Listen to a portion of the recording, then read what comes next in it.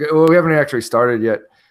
Oh, hey, we're live. Hello, and welcome to Fermenting Opinions. This is the Fermenting Opinions Hangout. I'm going to plug in these headphones real quick here. We are having, I guess, some tech issues and difficulty with certain folks joining the call. And before we've gone live, we have had some, dang it, this stupid thing. Okay. We've had some issues with just various tech things, and tonight we were planning on discussing DACA and the baby shutdown, and while we're sitting here just hemming and hawing waiting for people to join, which does not look like is going to happen, we started arguing about originalism. No, we did, and it was going nicely for me. I wish you guys could have seen it, but we can recap it. We can recap. He always says this when no one's recording. He's winning. Oh, yeah. I have a witness. I have a witness. Amanda, what do you think? Hey, Why don't you judge us? I'm not a How are we referee. doing? I'm an objective observer. Okay. Techoscopia. She's the fly on the wall. She's literally watching. Yep, that's it. Gotcha. Yeah, she's sitting back and watching. Okay, so gnash our teeth. I guess let's recap really quick. What we were discussing is living constitution versus original intent, and kind of a blend therein. The idea that one is there's language in the Constitution, and the question becomes thereof: do we base the law and the force of that language on what was intended when it was enacted, or do we just look at the words and apply it to its social meaning now? Do we basically take words that are there and give it vernacular, or give it credence to our vernacular and push it forward in a living constitution style? Or should we actually pay concern to the intents of the people who put the law there and what they meant by those words? I don't particularly think it should be looked at as an either or. That obviously you can look at the original intent of the law, but it's not to disregard its applicability to new situations that are not, strictly prescribed by, what that law was intended to address. Right. If you're looking at if something has the same sort of, logical setup as an issue, if you're talking about, say, like discrimination is the thing that comes up a lot. If we're talking about 14th Amendment, this is obviously to, grant equal protection to, at the time, it was for African Americans, black males. Black males is who it applied to. I mean, that was. But if we're talking about dealing with providing equal protections of the laws to everybody, you don't have to limit it to black males, words, right? The words. So that's a reasonable extension. But the words there do say, and I will go with you on this. I mean, again, this is a question of: do you look at just the words and ascribe new meaning to them based on your understanding in this modern era, or do you look at what the words were supposed to mean at the time? I mean, it's every person within the boundaries of this country, which could mean anyone, be they citizens or illegal immigrants or anyone else. I mean, that's a person within the boundary of the country is an illegal immigrant. So they do get equal protections. At least that's the way our jurisprudence has gone. When this amendment was enacted, it was post World War II, or not World War II, sorry, post Civil War. I was like, just right after the Civil War. And in effect, it meant black men. That's who it applied to. Sure. Said that you are now citizens, you can vote, you have all these different rights. Well, I don't know if voting was actually one of them. Well, that was a separate. Yeah, but were they all Reconstruction amendments? I don't know. I'm not going to run down there without researching. But as an example, like women could not vote at the time. Sure, but men could. This was not gender equality and sex equality. Right, but were women having the right intended. But could you not argue just from the 14th Amendment that women should also have the right to vote? You could just based on the word person, and I agree with that. So this is what I was saying, is that there's a permissible stretch to the meaning. And that's a permissible stretch, in my opinion. Yes, it should. And again, I see why you're using the word stretch. Yes, the word person is different from the word citizen. But it's a logical extension. That's all I'm saying. And the reason the words are different is because at the time the 14th Amendment was passed, black men were not citizens. They were persons. And so you use the word person to mean someone opposite of citizen. So this is why the 14th Amendment gives certain rights to undocumented people and illegal immigrants and such. Sure. The laws apply to everyone. Because exactly. Yeah. And so when you say everyone, you encompass the idea of, even though when the law was passed with the intent to apply to men, it also applies to women. That's how we get our sexual equality, right? Substantive fundamental right out of it. Yes. And that's the way it devolves. So when we were doing this, we were talking about Roe v. Wade, and I used the example of like extreme piercings and things where you would stretch the skin and pin it to something else, essentially to change it. When you first got, gender equality out of the 14th Amendment, it was kind of a stretch of what the meaning was under original intent.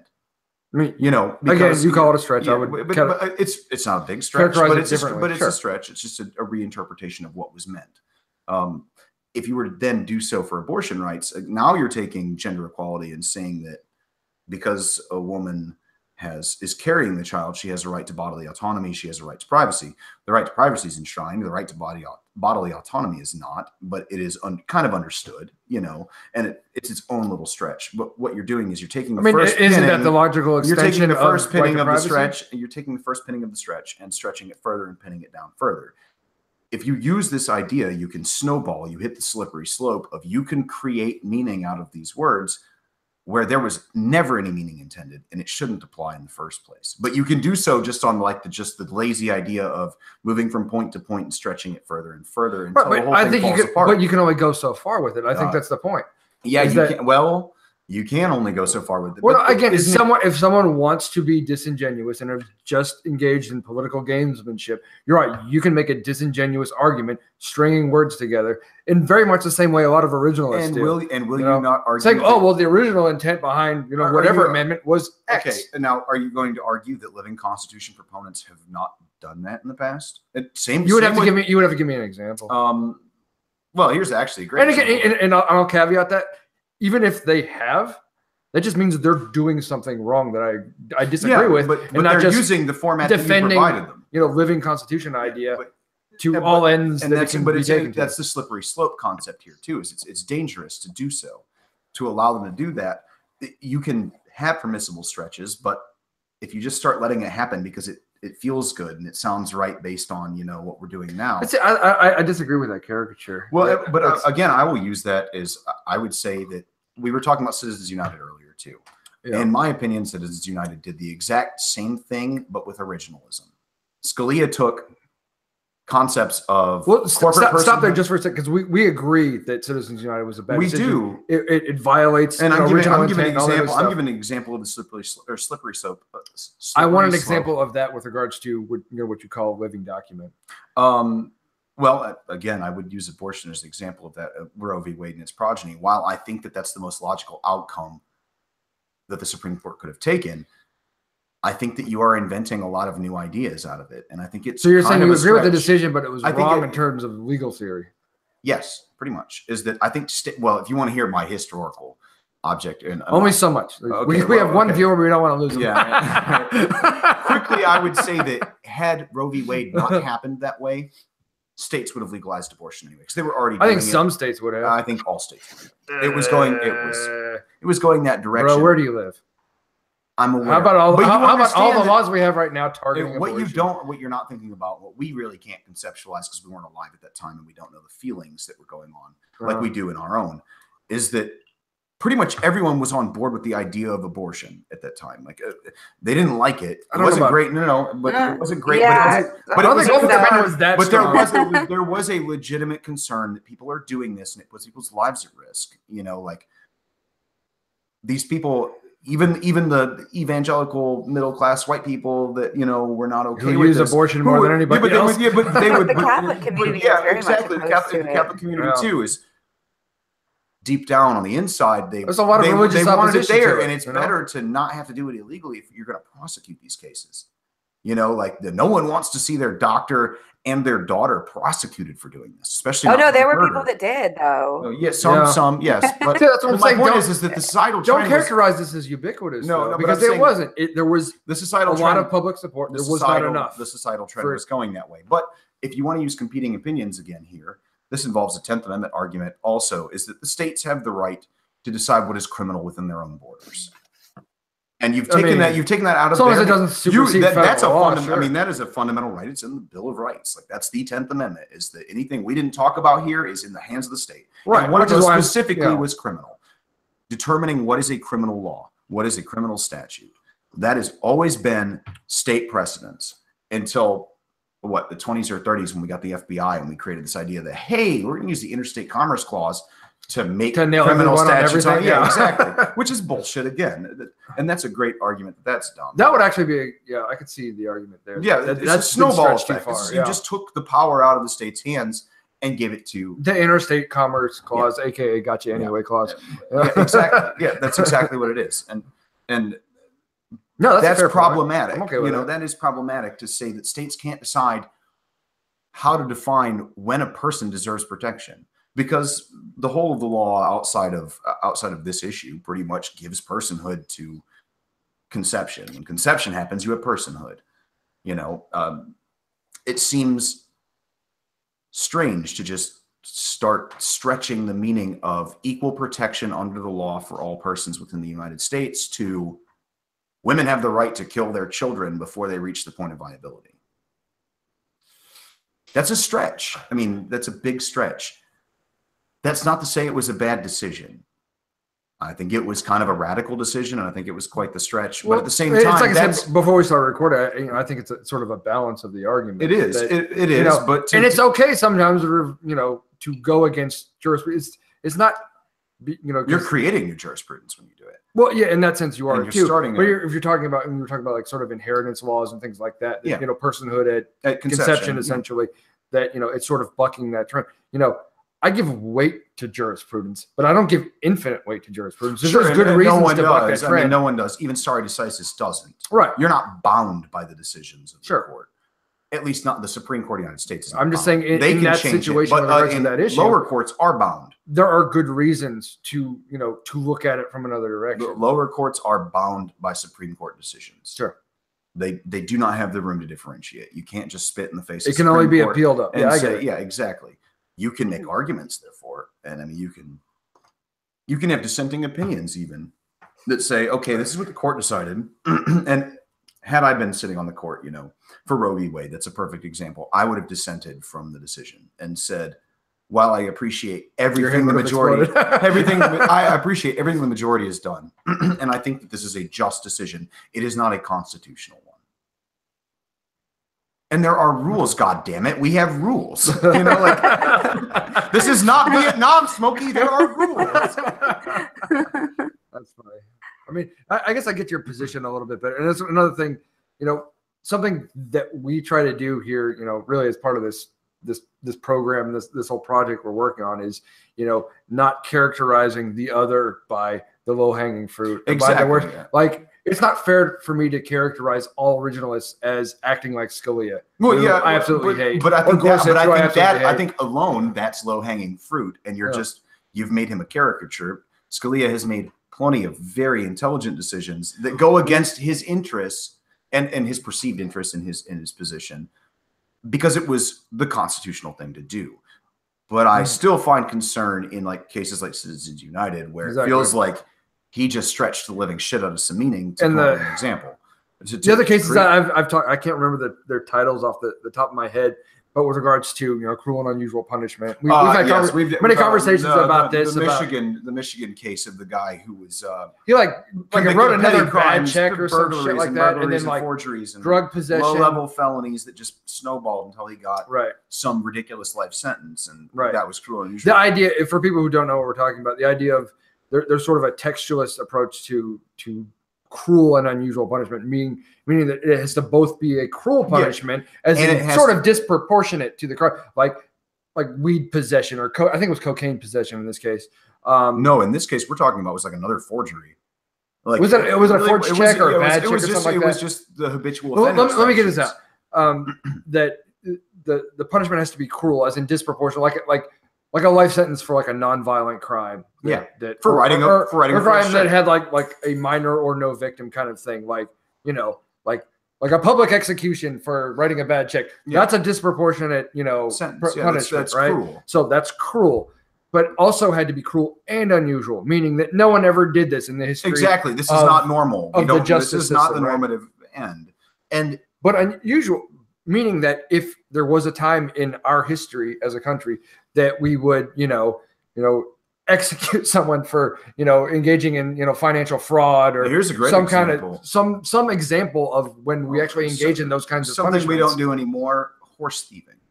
If you used to hang someone for horse thieving. Automatic death sentence if you were convicted of that. Yeah, stealing someone's horse would get you killed. Right. I mean, that's exactly. That was a pretty well documented thing. But that was not at the time. It was not unusual and should not have. That is a cruel punishment, but not unusual. But there were you would take this concept. But there were reasoning in societal reasons, especially out west, you stole someone's horse, that may be a death sentence in and of itself. This person may die because you stole their horse. Like they may be stranded somewhere, nowhere near food or water, and no way to get out of a desert, you know. And that was where the concept came from. The idea that you really just limited their survival ability. They don't have a horse anymore. You know, like they have no way. They have no way to travel to another town. If you're stealing a horse resulting in the death of another person, I wouldn't say that necessarily the punishment for that would be cruel per se. No, what my point was it wasn't unusual, and the reason that we don't hang people for let's bring this back. The reason we don't hang people for horse thieving anymore is because it would be unusual, or it would be cruel now, right? That because we don't rely on horses for transportation and livelihood.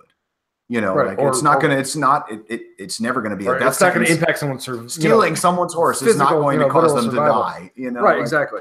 So, but Scalia's interpretation of this was conjunctive, which laughed at all of jurisprudence. Okay, laughed at the doctrine of proportionality, which is established. Pretty much did away with the doctrine of proportionality. It did away with the Eighth Amendment. It is the Eighth Amendment. No. Listen, it basically evacuated it of all meaning. You'd say it's sometime this punishment happened, and sometimes the punishment would be disproportional or perceived to be disproportional.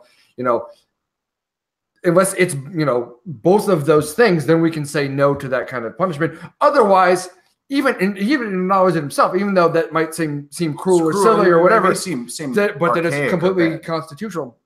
Basically evacuates the Eighth Amendment of any meaning, so long as you could tie a punishment, to something that we did once. No, not just we did once, but as a common practice. And that was his argument. It is a common practice. Right, you can't invent a new way to torture somebody to death. Yeah, well, he's saying it's a common practice to have habitual offender laws. That was the basis of that argument, was that this guy is committing X number of felonies and has been convicted of 15 or 20 felonies. We have habitual 3-strike laws and things. Sure. And everyone agrees that that's fine. It sucks that the outcome hurt him so badly, but it's not unusual. And the way he looked at it was he said that these concepts are not mutually inclusive. That is a conjunctive. Or no, I'm sorry, backwards. He said these concepts are mutually inclusive. He said that it's a conjunctive. You must take the two together. Because of the semantic, the way you're putting that sentence together, cruel and unusual. Yes. Which ignores the spirit of the law, which ignores jurisprudence, which ignores the doctrine of proportionality. To me, this makes a mockery of the Constitution. Yes, you can defend it, but you can defend it. His argument, but to me, it's like you've lost the damn plot. But by making this argument, but his argument was a majority opinion, which means he swayed at least 4 of the justices. I don't care. I really don't fucking care. I mean, 4 other justices agreed. They all agreed. It doesn't mean they're right. The wall right now. That was it. But that's how it works. I mean, this is the same argument you can make for jury trials. There's a chance a jury gets it wrong. It happens. Yeah, there's a chance that the Supreme Court panel gets it wrong. But that's the best system we have. That's the problem. I'm just saying there's no such thing as a perfect system. This is not Minority Report. And that wasn't a perfect system either, which was the point of the movie Minority Report. I get it. You can't just say, oh, well, he got it wrong this one time, and so did those 4 other people. If it was even a 5-4 decision, I don't know if it was. I don't know how it went either. But that was his opinion. That was the way he was applying. He wrote it. Yeah. He's the one who put the words out there, and most likely he's the one who convinced the other judges that his opinion was right. And another thing that he did was that we were talking about 2 different cases. There was one case where a guy wrote a bunch of bad checks or something like that and was facing life imprisonment, and it ruled one way saying, no, that's cruel and unusual, it's disproportionate, blah, blah, blah. You can't do that to someone, let him go, kind of thing, or give him a lesser sentence, or whatever it was. And then it went back to the lower courts. And the other case, and I really wish I had the court cases to cite for people, because we've had arguments about this before. And the next one dealt with, I think, someone who had drug possession, who was a repeat offender. Yeah, it was again the same kind of situation. And it was intended to distribute. But those are victimless crimes. In forgery and things, somebody was a victim. Cocaine possession, I think your argument holds more water, because that's a victimless crime. The state is the supposed victim, but there's no victim when you possess drugs. You have some drugs. You're in possession of something illegal. Who's the victim? Oh, okay, and I get that, but the point was that Scalia was dealing with this case, and he said, well, because they cited the jurisprudence of this other case where doctrine of proportionality applied, can't do that, can't throw away the key essentially, and he goes, basically, nah, fuck that. because cruel and unusual, and we get into the semantic textualist approach. It's a mutually inclusive to the 8th because Amendment, of the conjunctive, which evacuates the purpose of the law, which evacuates the manifest tenor of the law. I mean, that's exactly what it does. I completely, because you could apply that any way you felt. Yeah, like, right? I think that there is. This would be a great case of where they applied it in a place it was completely inappropriate. I guess the good news here is that you haven't established that shaky ground jurisprudence that could easily be changed by any other court. You could easily say, no. We have years of disproportionality. It's much harder to tear down some shit that's been put up. No way. No, not for this. How long did we use a disproportionality test? Don't know off the top of my head. Fucking long time. Sure. And we got a couple cases from Scalia that threw it out. And yet Scalia still got to ignore it. Well, when it convinced other judges to do so. When it suited him. This is the danger of Roe v. Wade right now, is that if you stack the court with enough Republicans, you could convince them to just throw Roe v. Wade out and say, you know what, we made a mistake. This is unconstitutional. It's entirely possible. It is entirely possible. Much of this is on shaky ground, truly. It is. I get it. No, I mean, you have some jurisprudence established. I think it is good jurisprudence. Personally, I'm a fan of Roe v. Wade and its progeny as far as the effect went. If you want to look at it bare bones, though, I have to tell you it's hypocritical and it really just is bad law. I mean, it really is. It's bad jurisprudence. The effect is great, and I think they've built a good foundation on the KCD Planned Parenthood and ideas of how do you determine what is an undue burden, things like that. I think that's good foundation for Roe v. Wade, and it's something you can work off of that does protect women's rights, and I think that's a good thing. But if you're putting a gun to my head and saying, tell me whether or not Roe v. Wade should stand based on constitutionality, I'm going to say repeal it. I'm going to have to. I mean, it's just not. Well, at least you're being consistent. I mean, I can recognize. I can respect. I can recognize the holes. Even if I disagree with you, I can recognize the holes in my fabric too. Yes, sure. Pure original intent is not always going to give us the just outcome. No, there is. But that's because there are rules and there's a system, and if you don't like it, amend the fucking Constitution. And I'm fine with amending the Constitution where it's necessary. Everybody is, possible. But it's not possible. It's an improbable cause at this point. Yeah, it's extremely improbable.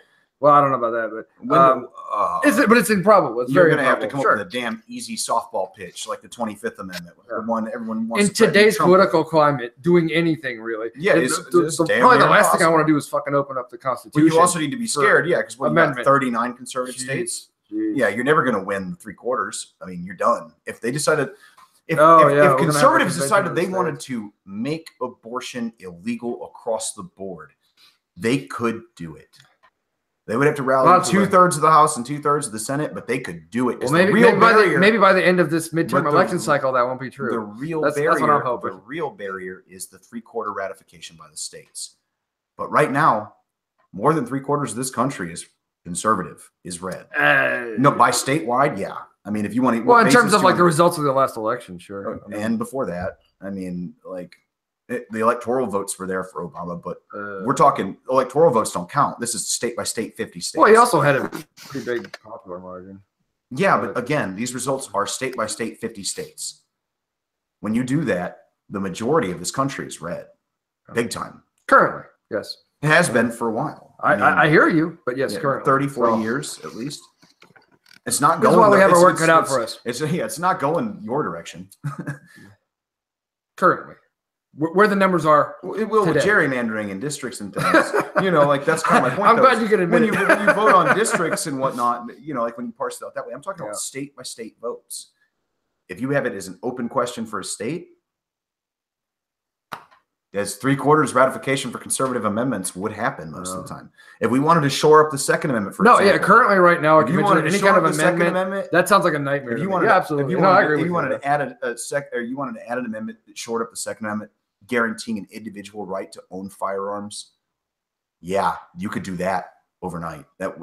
However long the process would take, that barely require anything because you have so many Democrats in red states in the U.S. Congress that cannot go against the NRA.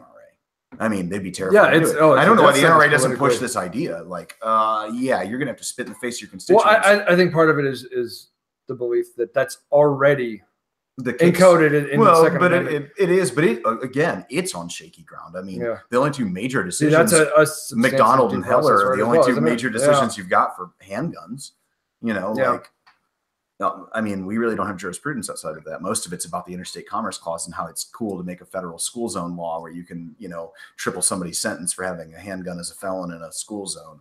Yeah, that's Interstate Commerce Clause bullshit trickery, creating federal statutes. Also, kind of a disparate impact law. Yeah, huge pet peeve of mine as somebody who's an originalist. Fuck federal criminal law. That's bullshit. There are some like treason. There's the baby and there's the bathwater. Yeah, exactly. Well, yeah, but I don't have a problem in general with federal law saying this is what we've decided as a country, kind of thing. I mean, I'm okay. But there's misapplications, and I get it, and I agree with you on that one point. That doesn't mean I'm going to say fuck all federal criminal law. I'll give you federal kidnapping. We can keep that. Sure. You move somebody between state lines. Well, now you have a jurisdiction issue. Why not let the federal government take over and do it? Yeah. Okay, cool.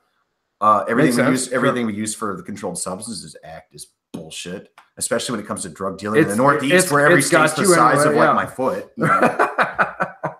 What, Rhode Island? Like, damn, you can't even buy weed in Rhode Island. Like, you got to go to Massachusetts or some shit. Like you're crossing that border for some weight. That's just the way it is. Fucking states. You drive through 3 states just on your morning commute. Exactly. That's my point. Is that like if you did that with a sack of weed because you're some guy who's, if you live in Northern Virginia, some dude who works in a factory who doesn't do a damn Virginia. Thing, like some guy who works on a line in a factory, and you need to. You're gonna call her an hour later. You've gone through DC and Maryland. Exactly. Like Memphis too. Yeah, exactly. Yeah, that's my point. Is that that's a catch-all. That's a bullshit catch-all. Yeah. No, I agree. I think it's a misapplication. No, it's terrible. But so the three of us are hanging out and talking originalism. That's been fun. Yeah, but I mean, I'm down to talk about some of the some of the topics we had too, so that Amanda. Yeah, that's cool. I think it's a good time to segue. I'm gonna mix myself another drink. Sure. And, we're gonna. Amanda and I can rap a little bit. I'll let you. Yeah, that's fine. I'll listen and you pitch some ideas. Let's go. It's enjoyable. We need to do this more often. By the way, we tease a lot of arguments or debates that we want to have with each other over things like healthcare, originalism, things like this. And we're like, ooh, we're gonna throw down about it. One day we're gonna throw down, but I think we both have a little bit of trepidation of actually having it recorded. So we'll have these. So we would have these debates like offline, and then like each declare victory kind of thing where no one saw it. So I think there's a little bit of and it's not, this isn't, I don't want to engage in like the golden mean fallacy and just appeal to, moderation here on this, but I think, there's nuance that can be respected a little bit on both sides. Cause I don't want to ignore or laugh at the original intent, but at the same time, I don't want to see established jurisprudence or established logical jurisprudence or the motivating moral force behind a law and in terms of the kind of the kind of societal ill that it's trying to address just be ignored or laughed off because that's not it's not within the text of the law or it's based on the the thought process of the people who penned the law. I think we have the same concerns. I think that what you're saying is that we both fear the slippery slope on both sides. Like, I don't like the slippery slope of the living constitution argument where we just start changing the meaning of the words as we've seen them before. And we're just kind of like, well, no, that just no longer applies because society's changed. And we're just going to fucking rewrite what this constitutional amendment should mean. But on the same side, I think that's your argument too, is you don't want to see someone apply some archaic understanding of something and say, well, yeah, we used to hang horse thieves. So that guy stole a horse. We should hang him. Right. Yeah. That's because it's a miscarriage of justice, right? Exactly. That's what it comes down to. That's a concern is that we're worried about what is just.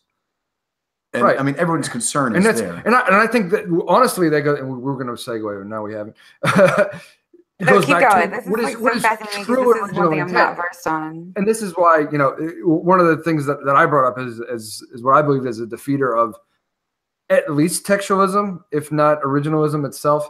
But, we've talked before about the Federalist Papers, Federalist 78, the role of the judiciary, and the fact that it was put, because if you're an originalist, or if you profess to be a religious, as far as I understand, you're supposed to care about the original intent of the founders, of the framers, of the people who encoded our Bill of Rights to begin with, and what their thought was. Particularly when it comes to arguing about the Bill of Rights.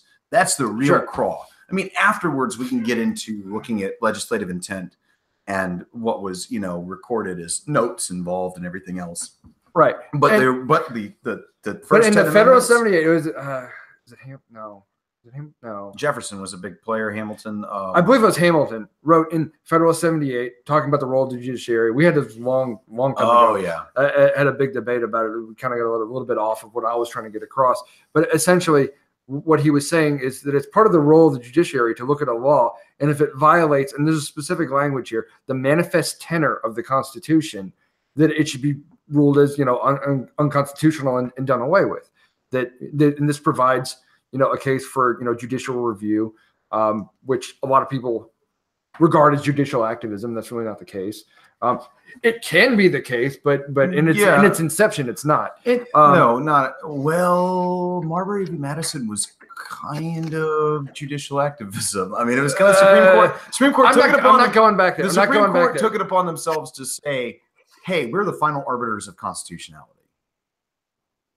Which I think is provided for via original intent, via Federal 78, to say that the judiciary gets to rule as to whether or not a law is violating the tenor of the Constitution. And this is the order we're going to do it. And I want to bring this right back to Scalia and the Eighth Amendment. With the way he ruled in that case is a violation of the tenor of the Eighth Amendment, right? It's talking about cruel and unusual punishment. Yeah. And he found a way to twist that all around to get what he wanted out of it. That it was a mockery of the intent of the law. And now historians correct me if I'm wrong, but I do believe one of the main concerns there was indentured servitude, things like that. Like what is cruel and unusual is imprisoning debtors, for example.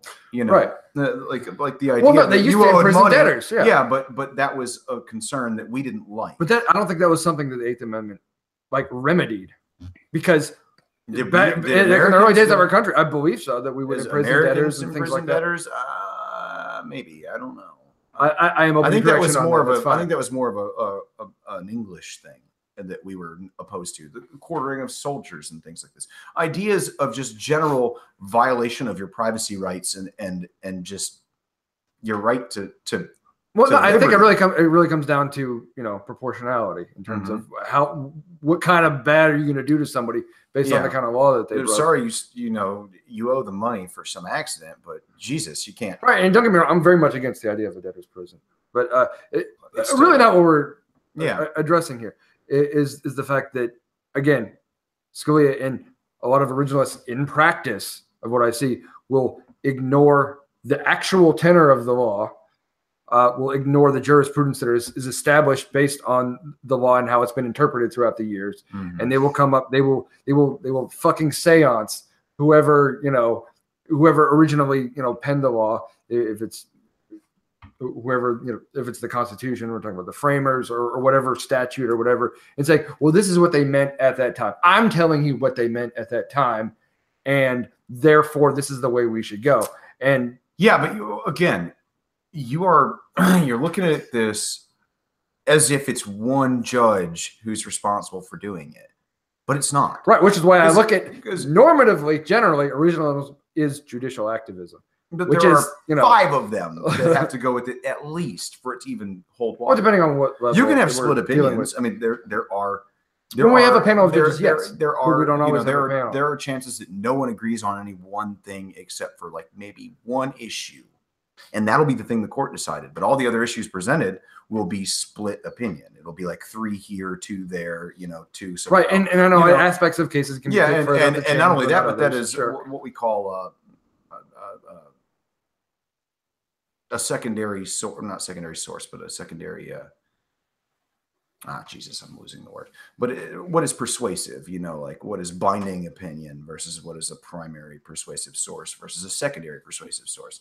Someone's dissent on the Supreme Court about something can be a secondary persuasive source to say, in so-and-so's dissent in Roe v. Wade, they pointed out that this is an abdication of 10th Amendment rights to the states to decide their own laws as far as criminality is concerned.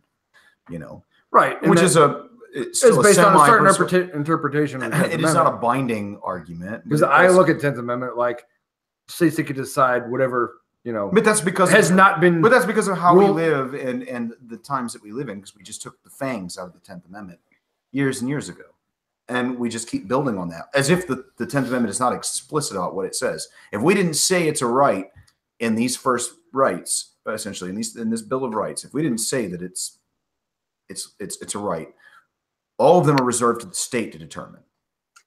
Or the states, I'm sorry, the states to determine what is a right, what is not. And yet, at the same time, federal supremacy is a thing. At the same time, and that's okay as far as amendments to the Constitution. We get to make federal laws and statutes about things. We use the preemption clause to shit on statutes that the states created by creating federal statutes under bullshit things like interstate commerce clause. And we say, you know what, Colorado, we really don't like the fact that you legalize marijuana. Go fuck yourself. And which we could. Yes, and we are doing now. It's already on the way. Yeah, I know. And it's not great. No, it's a terrible idea. But I think it is a terrible idea, and it spits in the face of the 10th Amendment, in my opinion. I just think the 10th Amendment provides a lot less than. Okay. Then you, but again, libertarian, not a libertarian. Legal scholar, not a legal scholar. Scholar, really? Where's your JD from? Holiday. I thought that's where you got barred at. Or was that you just went to the Holiday Inn? I stayed at a Holiday Inn and went to the bar. Yeah. Nice. Well played. Yeah, very, very nicely done. Do we want to keep going on this? Or no, man. Let's talk about the 3-day shutdown or whatever it was. Yeah. Always enjoy it, by the way. Always enjoy it. Of course. Rigorous debate. Well, yeah. I mean, I wasn't trying to punch you. Or anything, no. Yeah. Oh, not going there. So yeah, we had a baby shutdown. Yeah, it was just a little shutdown. Did we get a full 72 hours out of it? I don't even know. I think we're like 4 days or something. What? Really? Didn't it shut down like Saturday? No, because it shut down like Saturday at midnight. And it got reinstated. Was that Monday or Tuesday? 48. Okay. It was probably like, I don't know, maybe 60-ish hours. We can call it a 3-day shutdown, whatever. Yeah. A few days. Okay, it wasn't very long. Someone I had seen. I mean, it was a long weekend. Okay. So 4 days is an exaggeration. We're still not in good territory. Let's talk about what changed. I mean, initially the shutdown was caused by disagreement over DACA, correct? Over immigration and how it was going to be, and how it was going to be handled. Yeah, and so the Democrats then changed under Schumer, essentially, because some Democrats didn't change, and some Republicans didn't change. Some Republicans stood fast. Right. Some people don't like the idea of just kicking the can down the road, having a short-term spending bill. Yeah. Okay. And 2, don't like the fact that, at the time, Chip and the Dreamers, that this has been somehow dealt with, right? So this little short-term spending extension got us 6 more years of CHIP being funded. Yeah, which is cool. The Democrats are waving the flag and saying, we won that one. Yeah.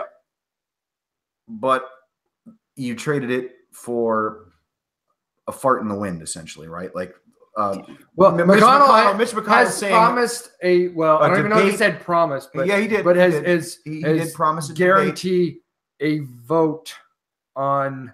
Or is it a debate to open it to the floor? Which can give you a vote. Yeah. Something. Yeah, to open it to the floor for DACA. Which is the biggest non-promise I've ever heard. That's what I'm saying. Yeah. But then on top of that, then right afterwards, Chuck Schumer's like, oh, hey, by the way, that promise I was giving you about funding the wall, that's off the table. Which is apparently what Donald Trump is forcing on Mitch McConnell and saying, I'm not signing shit if you don't get me my wall. Right.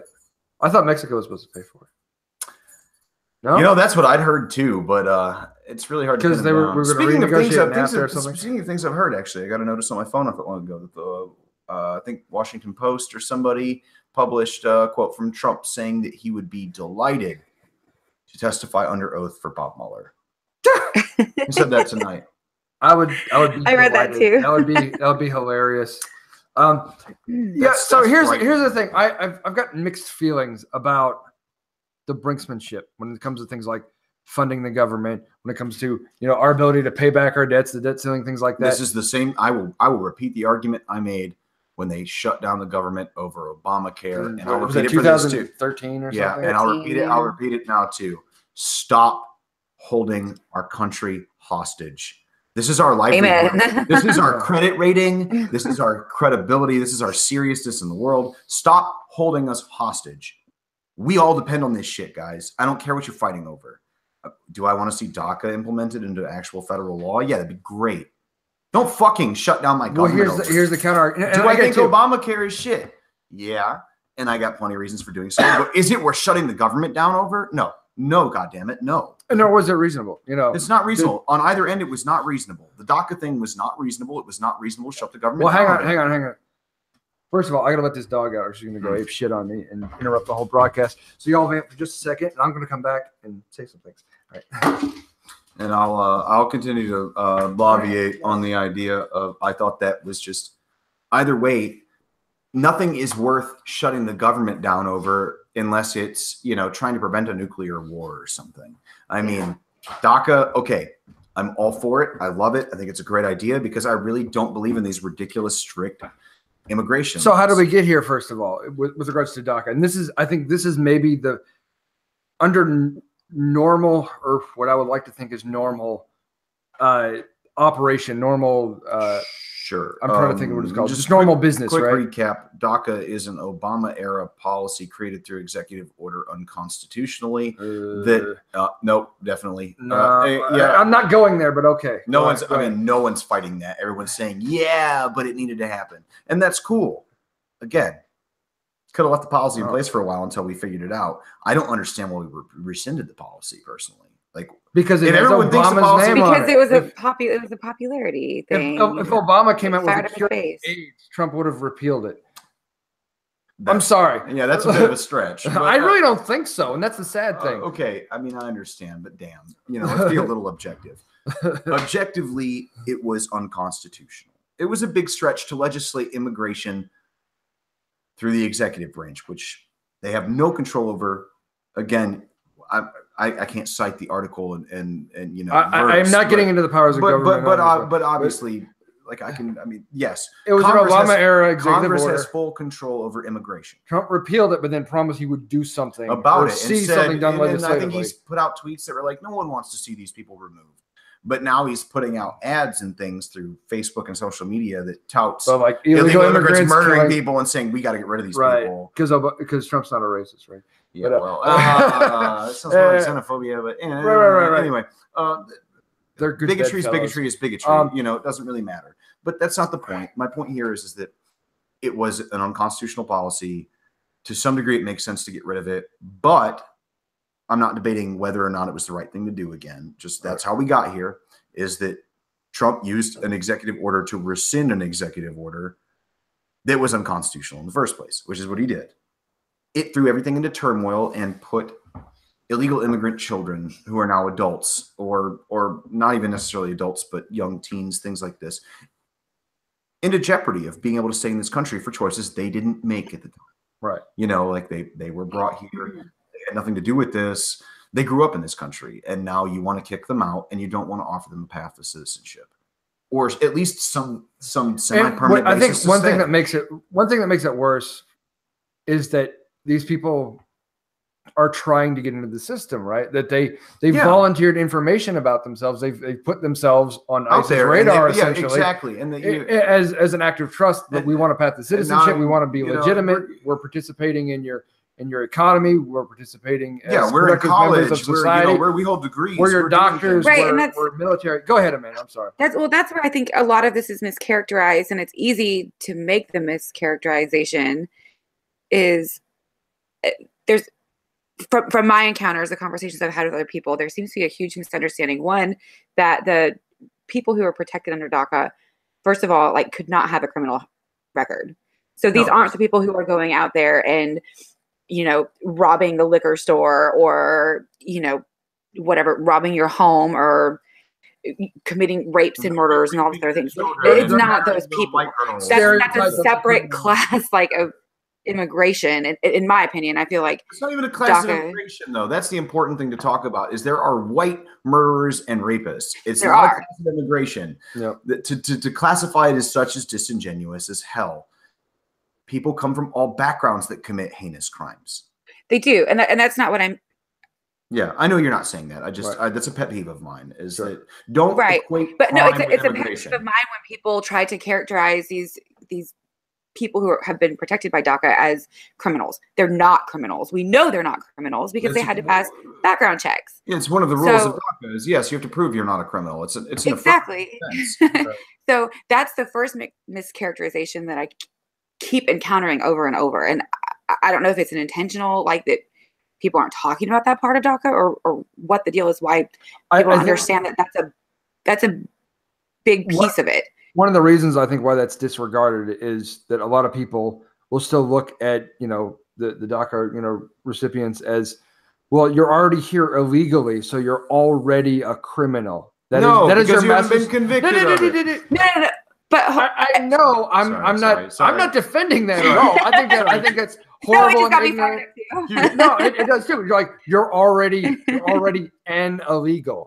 That's what you are as a person. You're guilty until you're already a criminal. You're already a bad guy. But and this is what got me about that stupid meme that I saw posted was so you're because Tom. In my opinion, if anyone is a victim of any crime, it's these kids who essentially were trafficked across international borders. No, do you want to punish their parents now, though? Do you want to remove their parents because of that?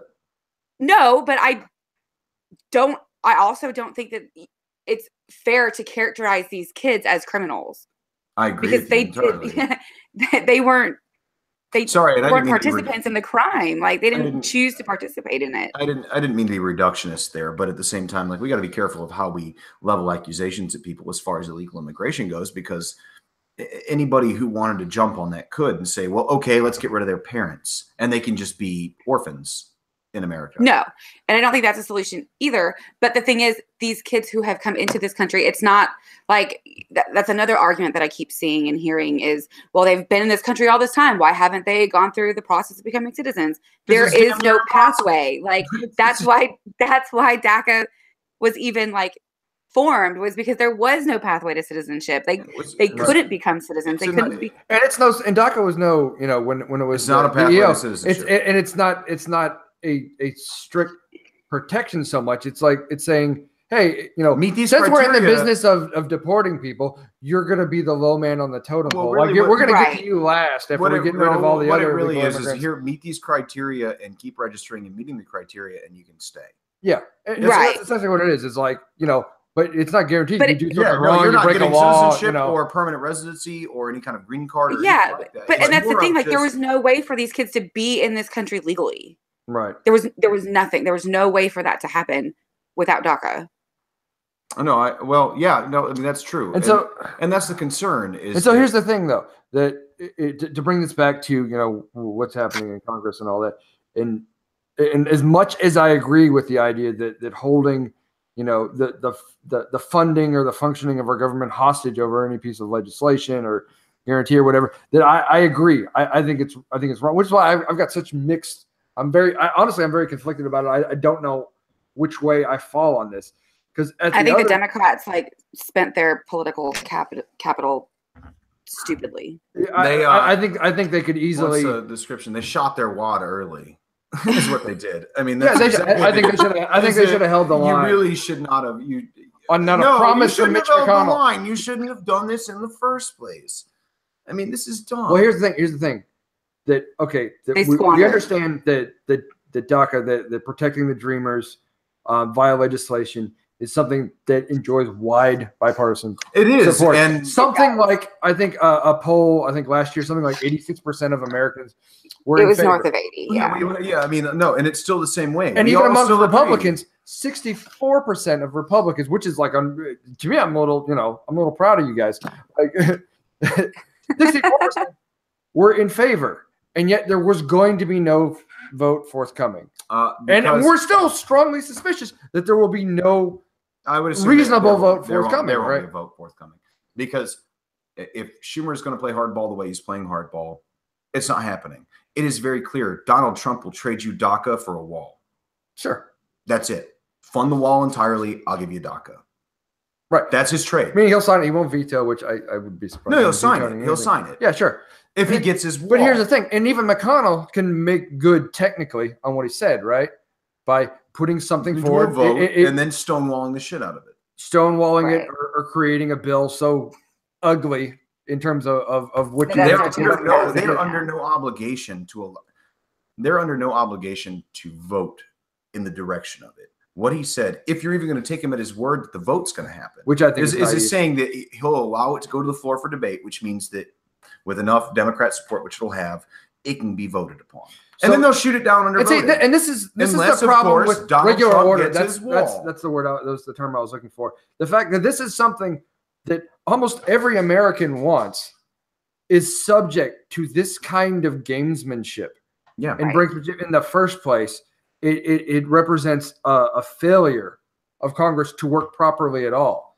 And if there is to be an argument why we should play chicken with funding the government, we're not playing chicken. It's gambling.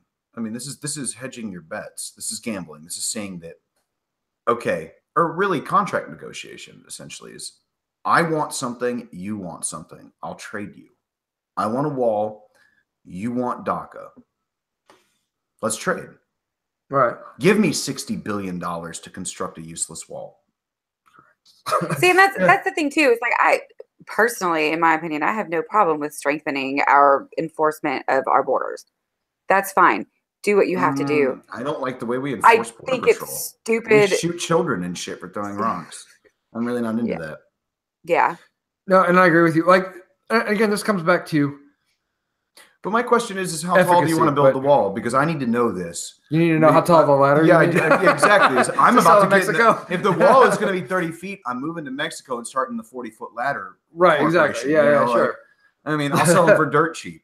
They'll be able to get over the goddamn wall. Like, yeah. Okay. Big deal. Carry your ladder through the desert. Yeah. It was a Vicente Fox where you can beat a 25-foot wall with a $25 not only that, but I mean, ladder, hell, right? I make it 50 feet. You can cross the Rio Grande like easier and use it as an anchor point. Like. But here's the thing. Again, coming back, I'm trying to make money. Coming back to my point, though, like I love the fact this is something that Americans want, that the American people want, and the Republican-controlled Congress is just not going to give it to them. Okay, this is something. No, this is what you don't understand. Is that this is the power struggle between the executive and the legislative branch.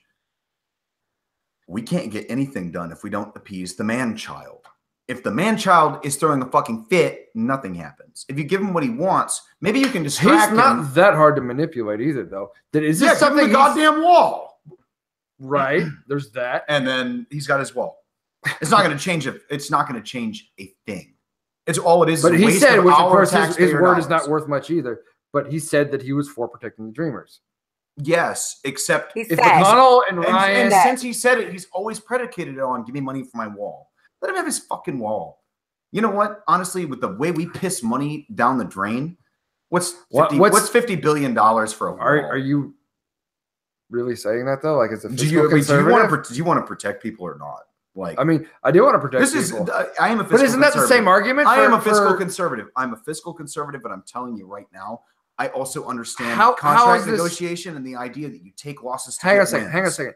How is that argument really different than the argument that yes, Democrats should withhold their votes for funding the government to get? There's not an argument for that because stop withholding votes to fund the government, no. idiots. That's an assertion.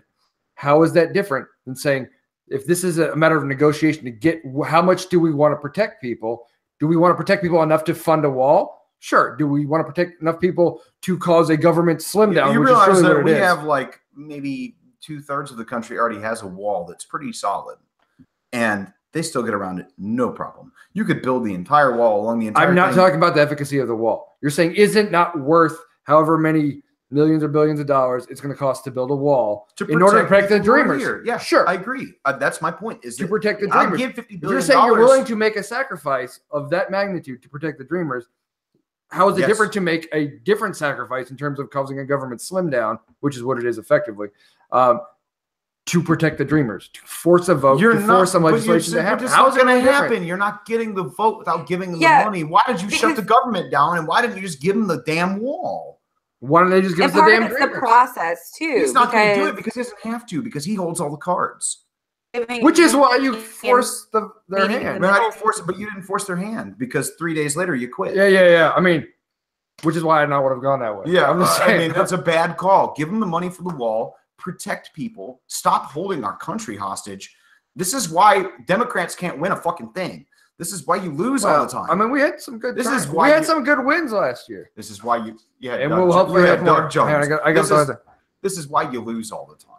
Is that you feed into their narrative of it's more important. They have still blamed the American public has still blamed Trump for the shutdown. Okay, you can hear what I'm saying for a second. All I'm saying is that you feed into the narrative that the deep right sells. You feed into this idea that, well, you don't care about government employees and you don't care about military. You don't care about any of these people. You care more about illegals. And you feed into it because you gave them that. You just handed them the ball and said, you know what? It's a disingenuous argument. Anybody who cares about fucking facts. It's not really disingenuous because you did affect these people. And if the shutdown actually stayed going, you would have affected their paychecks and their livelihood. Not essential military, but non-essential military. Yes, you would have done that. You would have actually shit on American citizens to protect non-American citizens, which is an easy. No, it's the Republicans in Congress doing that by refusing to act in regular order and enact the will of the fucking people. They hold the cards. All they said is give us right, money and because they can't get everything they want, they actually require some participation of Democrats to fund the government. To do whatever that they actually require Democratic votes, which means they can't just say stonewall them and fuck you on every turn. This sounds like exactly how I sounded after the Titans lost to the Patriots and the refs fucked us. The refs fucked us, and they did. That's demonstrable. I can show you the refs fucked us, but we lost the game, and I'm bitching over here saying we lost. That's not fair. Well, the Patriots are a better team, and the refs fucked us. I'm just saying it's still the Republicans' responsibility. It's still the Republicans' responsibility. This is bullshit. Yeah, no, actually what it is you don't have the cards to play. You want to play the game. We have one card to play. No, you don't. You don't. We have one card. And it didn't work. Yes. And it's not going to work. They gave up the card. Yes, exactly. Yeah. But I'm saying we had a card to play. Yeah, you're not going to win. And I'm saying you're not holding a winning I'm saying hand. It seems silly to besmirch. You're a single person Democrats betting against trying the to house. play the card. You know, like the house is beating you every time at blackjack because they're the fucking house. You know, like you're not playing. The Republicans are playing with house money. Saying they hold almost all the cards. They needed all the cards essentially to get funding done and to get these other things done. They needed you to stonewall it. Yeah. And the only power we have to get DACA to happen was to withhold that vote. And we've made until it happened. And the Republicans have made it clear you're not getting DACA without the wall. And that's because Daddy Trump in his big tower where he's screaming and pounding his fists and crying. And that might be how it goes. Give him his fucking wall. Donald Trump gets his give him his wall and help these people. And Donald Trump gets to go, yes, I got a wall. And the rest of the country rolls their fucking eyes and moves on and waits for the 2018 elections. And the fiscal conservatives will say nothing. I'm out here saying it's stupid. I'm out here saying it's stupid. You're hearing me say the words it's stupid. It's not stupid enough to say that on its own, this is the thing that should never happen, right? Like you're saying, you've already made the concession for it. That we should offered to pay for it, and it still wasn't enough. And then what else did he want? Did I miss something? I really don't know what else he wanted, but I know the wall's the stick. He wanted an extra scoop. I know. I remember reading something about chain migration. All right, but seriously, I think what the issue was is they weren't getting enough money. So far, we had allocated $1.8 billion. The wall's going to cost $25 billion on a conservative estimate, probably 50 to actually do it right.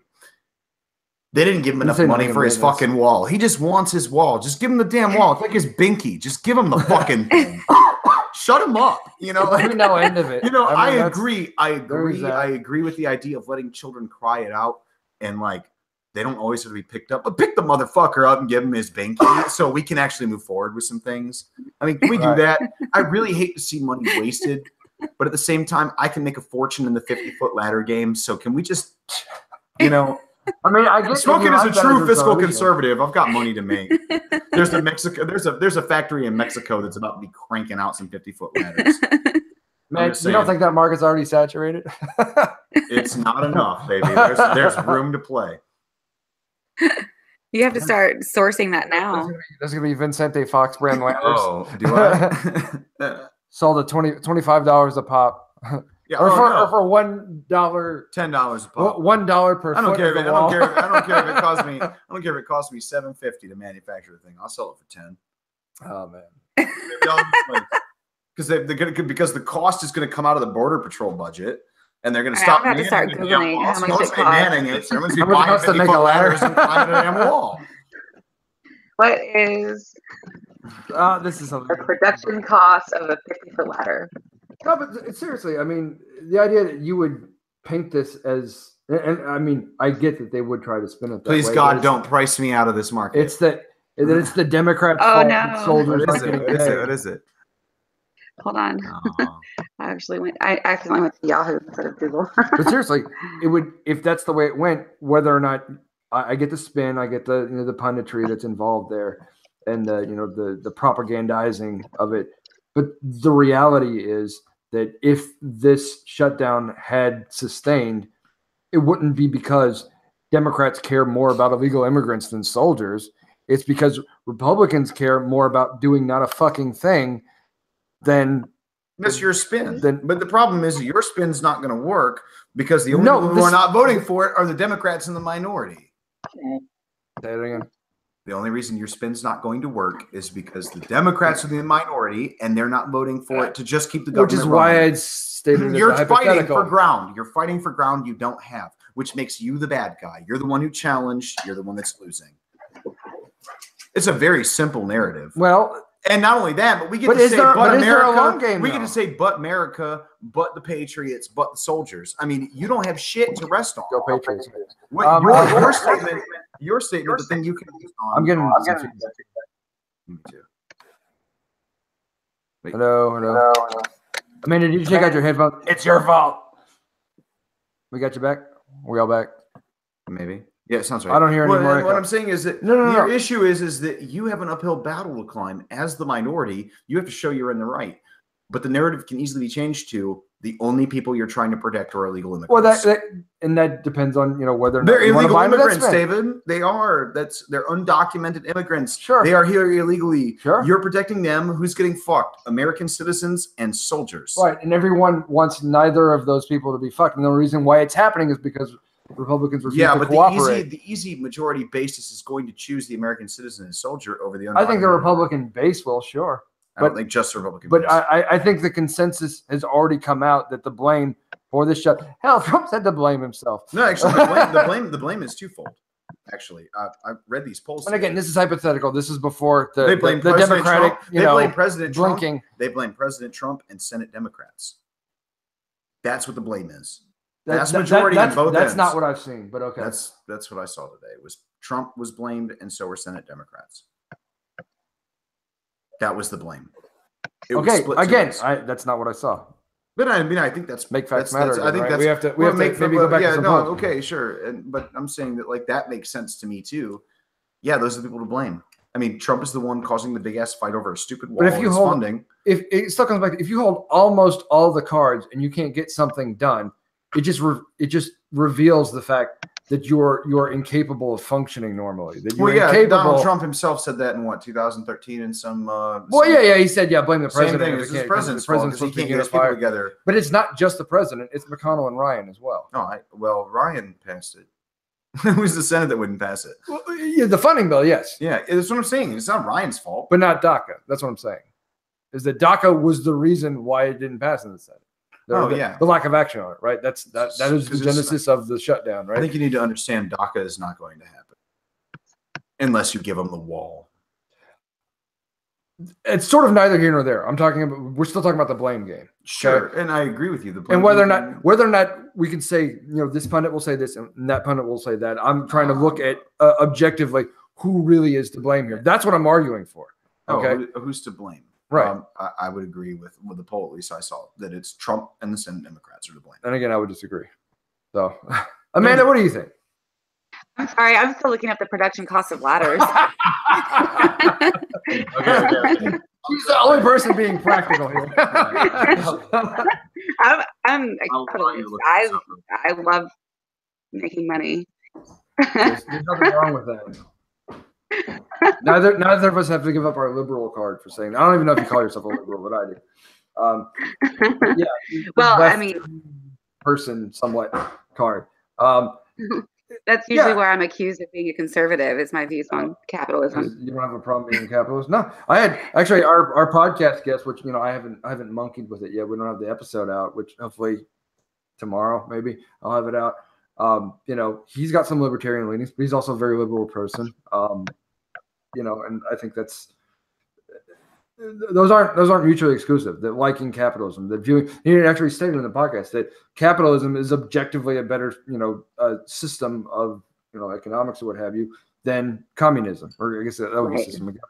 That if you can't get with that idea, you're just bad with facts, because that is a what philosophers call like a brute fact of reality. Like, this is just a fact. Like, you have to do it. This isn't punditry. This isn't political spin. This is just look at the damn numbers. Look at the outcome. Yeah, look at the data. What does the data actually indicate? This isn't. You don't get to feel some way about it. Like, this is what's true, and it's so hard to put a flag. Plant a flag in anymore, because we don't trust this source and we don't trust that source, and this guy's editorializing, and this guy's just a pundit. This guy's just a shill. It's just the whole thing we're talking about with the shutdown. Is like, what is really true about the shutdown? Who's really to blame? And why is it happening, versus who's going to spin it and whether or not that's going to sell, which is essentially his argument, that it will be spun by Republican pundits or right-leaning pundits, that it's Senate Democrats and also Donald Trump's fault. And I'm looking at it as, you hold 90% of the cards and you just need the capacity to work with the other side, and you simply refuse to do so over an issue that shouldn't be an issue in the first place, because it's something that all Americans want pretty much. And you just won't do it. Oh, how about that's a Republican failure? Except it is. But what open about, and shut. What about the fact that it's a bargaining chip? I mean, that's where the Democrats came in with it. It's the bargaining chip. It's the, hey, look, everybody wants this thing, and so we're not going to vote on it if you don't give it to us. Aren't you willing to give Donald Trump his wall just to get DACA passed? Yeah, that's so. How's the argument different logically? Because I understand negotiating positions, and you don't have one. Well, not funding the government seems like a negotiating position. Yeah, well, but you just gave it up immediately. And again, also, you held the whole country. We're talking about hypothetical versus, but you also the crap test. What you're not taking into consideration, because this is my background. I get you're a lawyer and all that stuff, and I love listening to you talk about law and all of that, how that all works. But with the negotiating thing too, you have to understand that like the Democrats didn't only give up on DACA; they gave up like a lot of public support too. They gave up a lot of political capital. Yeah, like that's a cost. Oh, I'm mad. It was a terrible failure. They made a horrible negotiating decision doing that. They did get 6 years of CHIP though. Yeah, we did get that. And there's a possibility of a long ball if nothing, productive comes forward on DACA. Till what is it, February 8th or something? I think. February 8th, yeah. That if nothing, when that date's approaching and nothing has happened with DACA, they could refuse another vote. They could just do it again, right? And they could actually maybe stick to the damn guns. But I would hope that they're smart enough not to. Funding the government as a bargaining chip. It's almost like if we're okay logically with giving Donald Trump his wall. Why do Democrats lose all the time? Because you don't play the long game. Well, because Republicans don't care about facts. No, you don't. But you don't play the long game. You just don't. And they're not playing the long game. That's the thing. Not at all. You understand that you have elections coming up. For recovery to a long game. You have elections coming up this year. Yeah. You're going to lose them because you're fucking around right now over DACA. And that's the thing too. Is like they play the 800,000 people. Be the martyr and say we lost DACA. We lost DACA because of this psychopath. But is that worth? Yes. So you get control of shit back and actually implement DACA. So you would give a law to keep DACA, but you would also sacrifice the dreamers for midterm election wins. Keep in mind that we're not morally speaking right now. I'm explaining politics and how it's played. Like if I'm going to. So where do you draw the line? Because you have to. If I'm a political strategist, yes, I'm drawing the line right now. I'm telling you, you should take the big L on DACA so that you can play it for your election. You don't get to take off one hat and put on another. I'm saying you as a man. Oh, me personally, I'd give him the fucking wall. I'd bitch about it. I'd bitch about it. And as far as political capital goes, I would argue that I had to give up $50 billion to this spoiled fucking child who's running the White House. Why is that not better? You didn't do it. Well, we're saying, don't we think this is probably the outcome? If there's going to be DACA, there will be a wall. Give them the damn wall. Yeah. Right. I mean, that's my opinion. I would have given So the is wall that not before just I as wasted all my effective? political capital and blew my load. And you don't have to sacrifice but yeah, your dreamers that's in the the thing meantime? too, is like they still didn't get DACA. So like, yeah, you can say you're sacrificing all of these DACA but you recipients sacrificed and all it for, that, but they still didn't fucking get it. Like you got 6 years of still chip sacrificed it for nothing. You got 6 years of chip and an empty promise to have a floor discussion over DACA. Right. That's what you got. No, I get it. I totally agree. That's pathetic. No, it is pathetic. Yeah, I mean, it was a terrible call. This whole thing was stupid. The shutdown was stupid. You should have never done that. You shouldn't have made that play. That's a bad play. Yeah. Well, don't say you, because I get. Yeah, I'm sorry. You is in the Democrats. But if they were, Democrats should have done that. And there's division among Democrats. There's huge division among Democrats over it. Like, yeah, there is. It was a dumb move. The move would have been to just eat the loss on DACA if you wanted to play martyr, or it would have been to agree to whatever shit terms you had to agree to get DACA. I'm just saying, and I think we're beating a dead horse at this point. But if you are willing to give Trump a wall to get DACA, why would you not be willing to keep government shut down to get DACA? Because if that's the idea, there are hypothetically, hypothetically there are two different things. One is keeping. They're both sacrifices, right? Yeah, but one is keeping. You're going to take knocks. One is both, not right? harming American citizens. Maybe outside of spending $50 billion, spending their tax dollars, sure, but that's not coming out of their paychecks. It's not affecting their livelihood. Those people are going to get paid. Practically speaking, those people are going to get paid. I know McConnell effed over a vote on paying soldiers, but I'm just saying, practically speaking. But the difference is it ends up being back pay. It does end up causing harm. No, everything stays fluid and works fine, and you don't fuck with the credit of the country or anything like that. You don't make us look stupid. You save us face. It's not Democrats making us look stupid. Oh, I mean, yeah. Come on. But that move, are you kidding? That move looked stupid. The liberals of the world, the liberals of the world are laughing at you right now, going, God, you can't even stand up. I'm talking about the shutdown. Again, I'm talking about the shutdown itself. Okay. Because I have conceded every misstep. Okay, morally speaking, on that end, capitulation. I think the smarter move would have just been give them the wall and bitch about it the entire time and say, look, these undocumented immigrants who are not at fault that are here should not have been punished, and it was easier for us to just take the hit and give the spoiled child what he wanted. And this is why we need you to vote in 2018 so that this shit stops. That would have been my argument from a Democratic standpoint. Right. Yeah. Why didn't we come to that originally? Terrible strategist. Yeah, Hillary Clinton was your fucking candidate. And you rigged it so she would be. Oh, God. You think if you're going to rig it, you would have rigged it the other way so you could win. That's what Donald Trump did with the Russians. Oh, gosh. You made Donald Trump look smarter than the entire Democratic National Committee. Well, that's the thing, too, is they did the same thing with the freaking shutdown, too. It's like, how do you go to the negotiating table without, like, at least... Have you ever heard of the term BATNA? Do you know what a BATNA is? No. What's that? It's like the absolute most you're willing to give away at the negotiating table. And you always identify this before you even start the conversation. What is the most you're willing to give up? If you don't know that before you go in, you are going to get taken 100% of the time. Yep. Like, and I guarantee you that not a single one of those Democrats even went to the table. Chuck Schumer, sure, he did not. What's that? Could you talk to Schumer for us? Yeah, seriously. And explain that general concept of, wasn't Schumer an attorney? Shouldn't you know this? I mean, Jesus Christ, negotiation is like half the damn job. How do you not have that identified when you go in? He should have known, like, this is what I'm willing to give him, and if this isn't what I get, then I'm not playing ball. Yeah, we're not playing ball, which is why you shut down the government. Is I'm not getting what I'm. And I guarantee you that Donald Trump had his BATNA identified when he went. Yeah, because his wall. That's his lowest thing. Like that's his sticking point. He's gonna cry and pitch fits until he gets his wall. Was that even specifically why? I mean, yeah, I had to look at why exactly that. It got to shut down in the first place. What was the nature of the disagreement that made it? Trump made it clear he wanted his wall. That's why Schumer took it off the table after he caved and then said, "Oh, by the way, we're not going to give you the wall." To look like the Democrats still have teeth. You have no fucking teeth. You have nothing. You are nothing. We need you for 60 votes, or we can just go nuclear and shut your ass down again. But even McConnell wasn't going to do that. No, because it's bad policy. But we can do it. But we can do it. Yeah, we did it on fucking Gorsuch. Yeah, we can do it. We will. And in the future going forward, it's become clear that no matter what happens, things have become so bipartisan that we can't even agree on a fucking Supreme Court justice. You mean partisan, but yeah. Oh, yeah, partisan. Yep, you're correct. Sorry. Things have become so we can partisan. agree on a Supreme Court justice. No, we can't. What Gorsuch we needed one that was, judicially qualified. Democrats voted for Gorsuch, right? He passed 56 or so. Yeah. Yeah, I mean, you had Democrats agree. Because they knew they were going to get railroaded. They didn't want to see the nuclear option.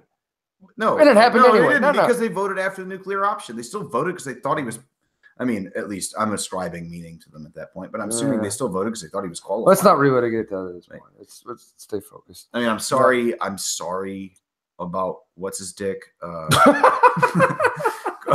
Garfunkel and Oates. What was his name? I don't even know what we're talking about now. Oh, the guy that Obama nominated that got screwed. Oh, Garland? Yeah, sorry, Garland. He was a good guy. I honestly didn't mind him at all. Judicially non-provocative in either thought he was a moderate. So yeah. The NRA wasn't having it, though, and that was the end-all, be-all. Yeah. Well, it was McConnell. He voted. McConnell immediately decided to screw him out of that seat. Yeah, because of his NRA Scalia votes. wasn't even cold. NRA votes, man. That's what got him. The NRA called McConnell and said, "We will fuck you," because he voted to have an en banc opinion, which is not the same thing as saying he wants to overturn. He was in dissenting. No, he was dissenting. No, he wasn't. He said, "Let's revisit it." If you go back to what he said, yeah, he did. He said, "Let's revisit it," not because I disagree. No, I know. He said, "Let's revisit it." Voting to have an en banc opinion. Yeah. But he was one of the original voting justices, wasn't he? He was the one dissenting opinion. I think he was the one dissenting opinion, and then voted to have en banc. I'll have to take your word for it. I don't know. Anyway, okay. I mean, I don't care. It didn't bother me. Like, I wasn't mad about it. I'm like, you're not fucking beaten. You could. I'm just saying. Cool. So you screw it up in DC's appellate court, and then it goes up to the Supreme Court, and you get shit on. Okay, fine. Yeah, I don't care. It's no skin off my back. The Second Amendment's not going anywhere. Newsflash. Sure. It's the Second Amendment. Number 2, freedom of speech and freedom of political association. Speaking of school shootings. Oh, no. Yeah, I did it. Yeah, well, Kentucky, not that far from here. You're going on. Second Amendment's not going anywhere, bro. That was a handgun ownership decision that was in question. Whether or not you have the right to own a handgun. Do you own a handgun? Yes, I do. Do you think you should have the right to own a handgun? Yes. Exactly. So then I'm not saying I'm disagreeing with there's no skin off your back either. In other words. I'm just saying I don't think it was because Garland was against the position necessarily. I would have to see what he wrote about. Oh, well, you should go back. Because I don't think there was anything conclusive either way. Threw a massive shit. Because it smelled a little bit. Yeah, exactly. Right? And threw a massive shit. And also because it was an Obama appointment. Huge. Well, yeah, of course, because that's easy. But, and McConnell was capable of stealing. I mean, I'll straight up tell you that is ridiculous. And in my opinion, unconstitutional as well. You can't hold hostage one branch's ability to do something outright. Like, it should have at least went to a vote and voted it down. If you didn't like it, vote it down. Go nuclear. You have the option. Yeah. You had the option to go nuclear, then go nuclear and shut his ass down. Reject him. They can't put him up for a vote again once he's rejected. Yeah, so fuck him. I mean, there was nothing really established in that point in time of saying, well, the Senate's not even looking at. There are no rules about it. Right, there are no rules about it because what it's doing is repressing the executive branch's constitutional right to appoint, right, and have confirmed the Supreme Court justice. Sure. With advice and consent of the Senate. I was of the opinion that Obama should have written a letter to them to say, hey, if you don't vote on this by the X date, by X date, you have now given your tacit consent to his appointment. Yeah, sure. Hold it to a vote, or you've given consent. Not speaking is consent. Yeah, at least it's tacit approval. It's tacit approval. It is. I mean, even in rape discourse and rape law, not saying anything and not stopping it is approval. Like, if there's no way for you to say I was in the negative and not okay with it, you approved of the act happening. Yeah. If you didn't vote on it, all we wanted was your advice and consent. You didn't want to give us advice, and you didn't want to give us consent. So. Which I think, if that would hindsight being 2020, if he had known which way the way Obama has abused the Constitution over 8 years, advice and consent was an easy abuse that he should have gotten away with. Like, I mean, look at poor Al-Awlaki, or whoever the fuck his name was, and his son that got murdered by drones as American citizens in Yemen. Yeah, no, I agree. Yeah, no due process there. Just assassinate him.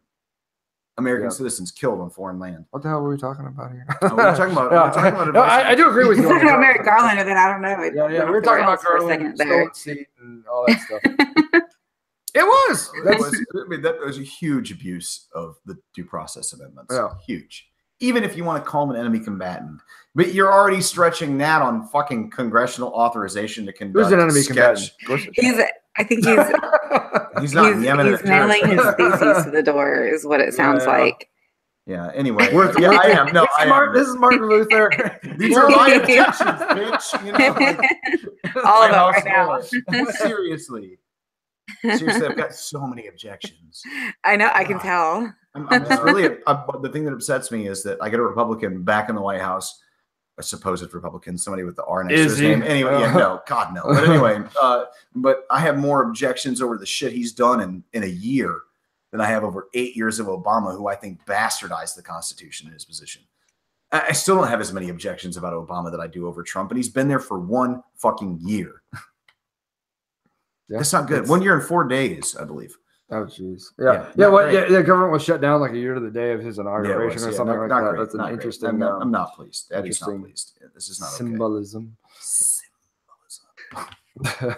When's the State of the Union? We should like live. What's coming up? When is that? We should do like a live broadcast of the State of the Union or something. Yeah. Well, I'm gonna Google it.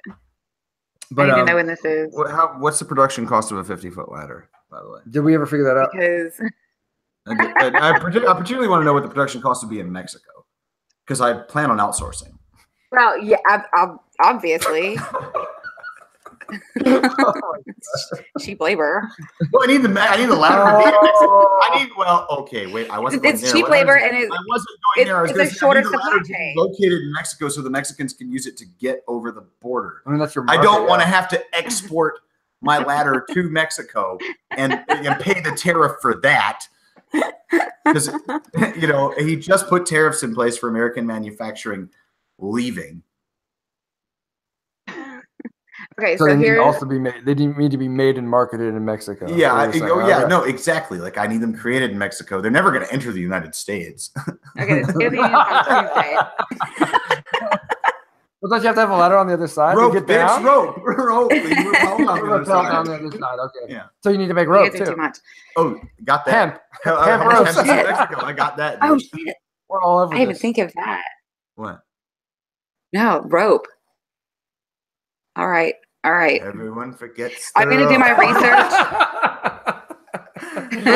I'm going to do some research. I'm going to get back to you guys on this. And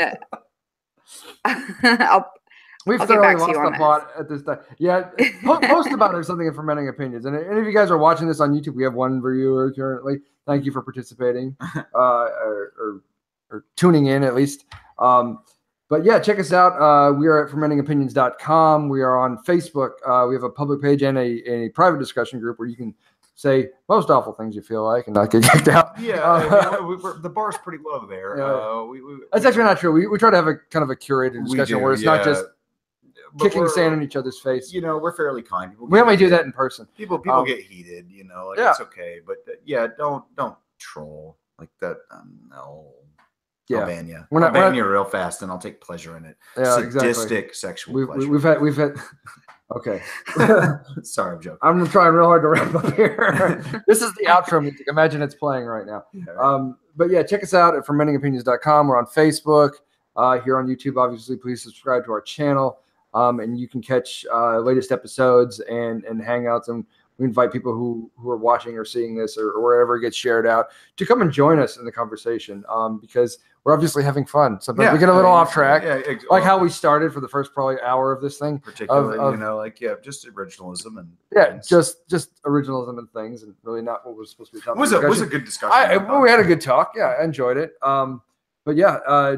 For that, Amanda, thank you for coming out and participating and looking up ladders for us. And that's going to get posted on our Facebook group, so check that out if you want to join us in a entrepreneurial venture. It was. I'm always looking for investors. We're gonna make some ladders, guys. I'm looking for investors.